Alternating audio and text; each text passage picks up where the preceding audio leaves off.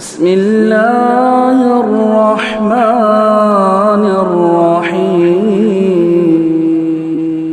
السلام عليكم ورحمة الله وبركاته.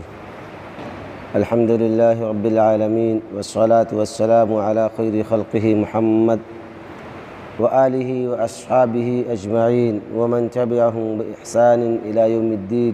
أما بعد، قال الله تبارك وتعالى: أعوذ بالله من الشيطان الرجيم. بسم الله الرحمن الرحيم.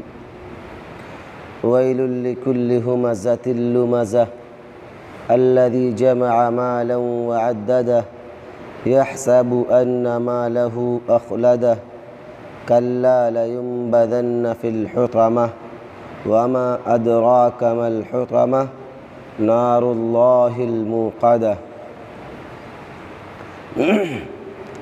سامعین کرام، بات چل رہی ہے سورہ ہمزہ کی۔ اللہ سبحانہ تعالی ارشاد فرماتا ہے کہ ویل ہے ہر اس شخص کے لیے جو عیب جوئی کرتا ہے اور غیبت کرتا ہے۔ ویل لکل ہمزۃ لمزہ الذی جمع مالا وعددہ، اور جو مال کو گن کر جمع کرتا ہے۔ یحسب ان مالہ اخلدہ، اور وہ سمجھتا ہے، گمان کرتا ہے کہ اس کا مال ہمیشہ اس کے پاس رہنے والا ہے۔ یا اس آیت کا ترجمہ یہ بھی کیا جاتا ہے کہ وہ سمجھتا ہے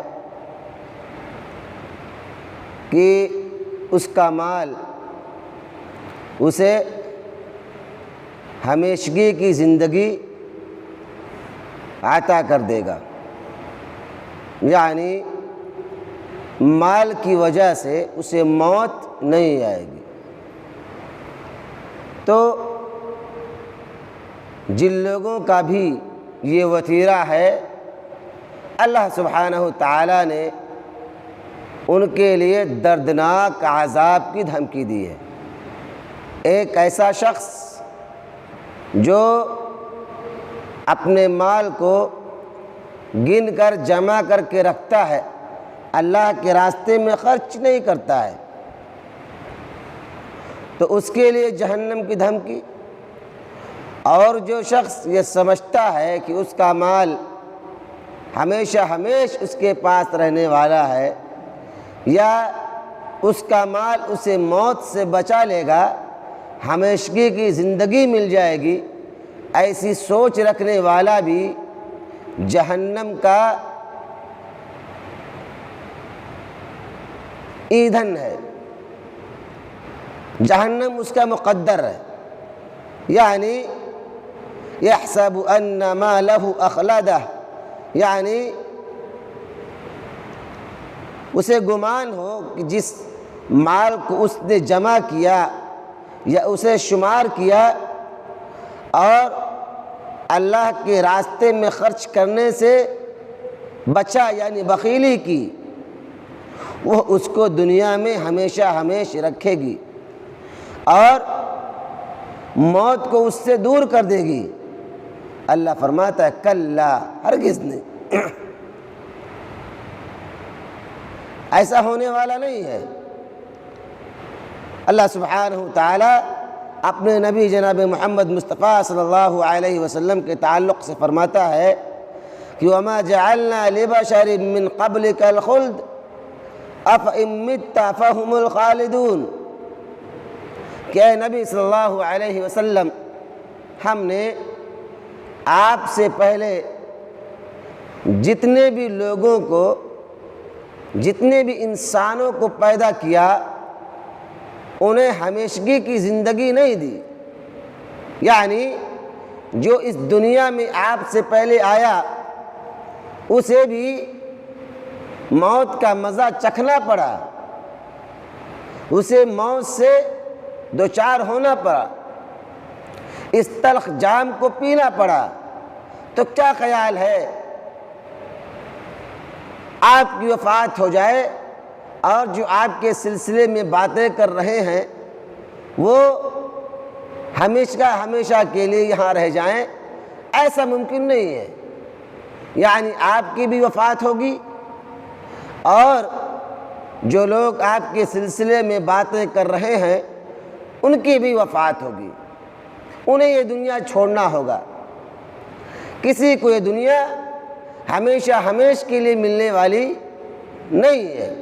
آدمی یہاں پر ایک مقررہ وقت تک کے لیے آتا ہے، کیونکہ یہ دنیا دار العمل ہے، دار الامتحان ہے۔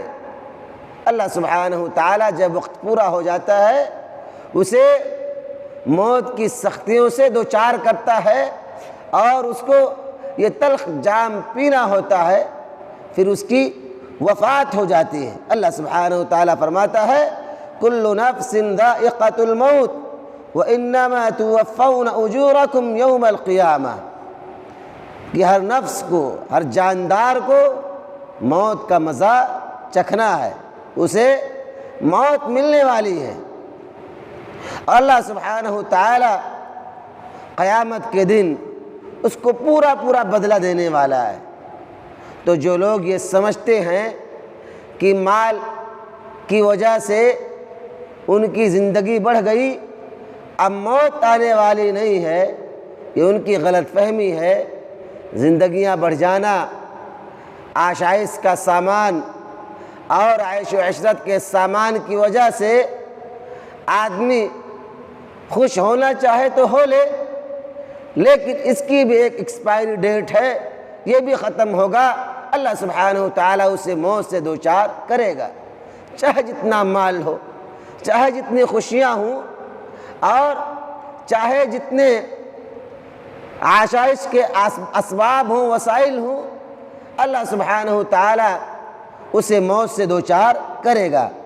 تو یحسب ان مالہ اخلدا، کہ اگر یہ خیال کرتا ہے کہ اس کا مال اسے موت سے بچا لے گا، ہمیشہ دنیا میں رہے گا، یا اس کا مال ہمیشہ باقی رہنے والا ہے، دونوں صورتوں میں ایسا انسان جہنم کا ایندھن ہے اور جہنم اس کا ٹھکانہ ہے۔ آگے اللہ سبحانہ تعالیٰ فرماتا ہے کلا لینبذن فی الحطمہ، ہرگز نہیں، یہ لوگ ضرور بالضرور جہنم میں ڈالے جائیں گے۔ یعنی کلا کے معنی ہیں یعنی کہ آدمی جس گمان میں ہے، جس سوچ میں ہے، وہ اس سوچ کو ہمیشہ کے لیے چھوڑ دے کہ وہ دنیا چھوڑ کے جانے والا نہیں ہے، یہ اس کی خام خیالی ہے۔ فَإِنَّ الْأَمْرَ لَيْسَ كَمَا يَظُنُّ، معاملہ ایسا نہیں ہے جیسا وہ سوچتا ہے، جیسا وہ سمجھتا ہے۔ بل لا بد ان يفارق هذه الحیاة الى حیاة اخرى، بلکہ معاملہ یہ ہے کہ انسان اس عارضی زندگی کو چھوڑ کر اخروی زندگی کی طرف کوچ کرنے والا ہے۔ یعنی اخروی زندگی کے لیے اس دنیاوی زندگی کی جدائی کا اسے مزہ چکھنا ہے، ضروری ہے۔ اور اللہ سبحانہ تعالی یعاقب فیہا علی ما کسب من سیئ الاعمال، اور اللہ سبحانہ تعالی اس کا بدلہ دینے والا ہے جو کچھ اس دنیا میں اس نے برے اعمال کیے ہیں۔ اللہ سبحانہ تعالی برے اعمال کا بدلہ اسے دے گا۔ لَيُنبَذَنَّ فِي الْحُطَمَةِ، یعنی اللہ سبحانہ تعالی قیامت کے دن اسے نار میں، جہنم میں ڈالے گا اس کے شان کے مطابق۔ اور جس کو جہنم میں ڈال دیا گیا، ان تکسر کل ما یلقا فیہا وتحطمہ، اور جس انسان کو جہنم میں ڈال دیا گیا، آگ اسے توڑ پھوڑ کے رکھ دے گی۔ یعنی یہ آگ اتنی خطرناک ہے کہ جس کو اپنے اندر پا لے گی اسے کھا جائے گی، اس کی ہڈیوں کو اور اس کے جسموں کو توڑ پھوڑ کے رکھ دے گی۔ اسی لیے حطمہ جہنم کا ایک نام ہے، جہنم کا ایک درجہ ہے جس میں آگ بھڑکائی جاتی ہے اور اتنی خطرناک ہوتی ہے کہ اپنے اندر آنے والی تمام چیزوں کو تہو بالا کر دیتی ہے۔ اس لیے اللہ سبحانہ وتعالی نے فرمایا کلا لینبذن فی الحطمہ، ہرگز نہیں، جو لوگ غیبت کرتے ہیں، برائیوں کے ٹوہ میں لگے رہتے ہیں، مالوں کو جمع کرتے ہیں، اللہ کے راستے میں خرچ نہیں کرتے ہیں، اور جو لوگ یہ سمجھتے ہیں کہ ان کا یہ مال انہیں موت سے بچا لے گا، ان تمام اوصاف قبیحہ کے متصف لوگوں کے لیے یہ جہنم کا حصہ ہے، جہنم کا یہ درجہ ہے جس میں ان تمام لوگوں کو ڈالا جائے گا، اور اللہ سبحانہ وتعالی اس کے نتیجے میں انہیں دردناک عذاب سے، سزاؤں سے دوچار کرے گا۔ اسی لیے کہا گیا النبذ، اور نبذ کی معنی یہ ہے کہ یہ تحقیر کا اور تصغیر کا، حقارت کا، ذلالت کا فائدہ دیتا ہے۔ اللہ سبحانہ وتعالی جیسے لوگوں کو ڈالے گا حطمہ کے اندر، جہنم کے اندر، ان کی رسوائی اور ان کی حقارت، ناپسندیدگی ایک دم واضح ہوگی۔ اللہ سبحانہ وتعالی آگے فرماتا ہے وما ادراک ما الحطمہ، اور آپ کو کیا معلوم کہ حطمہ کیا ہے؟ یعنی اللہ سبحانہ وتعالی نے اس سے سوال کیا ہے اور ان کے معاملے کو ہولناک بنایا، خطرناک بنایا ہے۔ یعنی کأنہا لیست من امور التی تدرکها العقول، یعنی معاملہ ایسا نہیں ہے جیسا انسان اپنی عقل سے سوچتا ہے۔ پھر اللہ سبحانہ وتعالی نے اپنے اس قول کی تفسیر کی کہ نار اللہ الموقدہ، اللہ کی ایک ایسی آگ جو بھڑک رہی ہوگی، جو شعلہ زن ہوگی۔ حطمہ کیا ہے؟ اللہ سبحانہ وتعالی نے خود سوال کیا کہ آپ کو نہیں معلوم حطمہ کیا ہے؟ پھر تفسیر بیان کر دی، نار اللہ الموقدہ یعنی ہی النار التی لا تنسب الا الیہ سبحانہ وتعالی، یعنی ایک ایسی آگ ہے جس کی نسبت اللہ کے علاوہ کسی اور کی طرف نہیں کی جا سکتی، لأنہ ہوا منشئھا، کیونکہ دنیا کے اندر وہی اس کا پیدا کرنے والا ہے اور اس کے علاوہ اس کے بارے میں کوئی نہیں جانتا ہے۔ قال ابو سعود وفی اضافتها الیہ، اس کی طرف اس لیے اضافت کی جاتی ہے، نسبت کی جاتی ہے، یعنی اللہ سبحانہ وتعالی کی طرف، اور ووصفها فی الایقاد، اور بھڑکائے جانے کی صفت اس کی طرف اس لیے کی جاتی ہے اس لیے کہ وہ بھڑکی ہوئی ہے، اللہ سبحانہ وتعالی اس کا بھڑکانے والا ہے، معاملے کو خطرناک بنانے کے لیے کہ اس سے زیادہ پرخطر اور اس سے زیادہ خطرناک معاملہ ہو ہی نہیں سکتا، اس لیے اس کی خطرناکی اپنے انتہا پر ہے، اس کا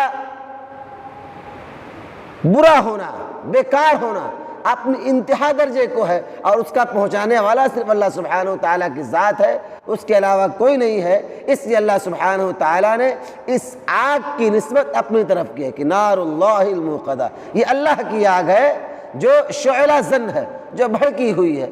مزید تفصیلات انشاءاللہ اگلے درس میں۔ اللہ سبحانہ وتعالی سے دعا ہے کہ مولا ہم تمام مسلمانوں کو قرآن پڑھنے سمجھنے کی توفیق عطا فرما۔ الہ العالمین، اس صورت کے اندر بیان کی گئی قبیح اور مذموم صفات سے ہم تمام مسلمانوں کو بچنے کی توفیق عطا فرما۔ الہ العالمین، ہم تمام مسلمانوں کو عیب جوئی سے، غیبت سے، مالوں کو جمع کرنے سے اور مالوں کے بارے میں غلط عقائد رکھنے سے بچنے کی توفیق عطا فرما۔ آمین۔ السلام علیکم ورحمۃ اللہ وبرکاتہ۔